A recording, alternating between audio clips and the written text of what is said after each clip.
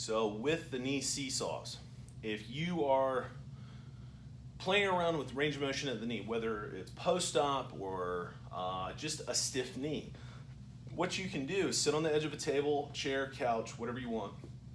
If this is the knee you're trying to work on, instead of just trying to pull your heel up under you as far as you can, if you're going to encounter stiffness, soreness, anything like that, drag your foot across the ground until you start to encounter that soreness. So instead of trying to force it further, wind it up as much as you can tolerate, and then come up on your tiptoe, put your foot back down so my knee hasn't moved at all, and then pick up here. So that little bit of motion right there should make your knee bend ever so slightly.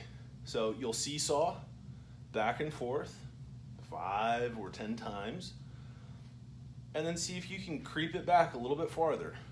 Seesaw a little bit more. And all you're trying to do is expose that knee to a little bit of additional range of motion without forcing it. And you may end up with a little bit more of a bend in the knee.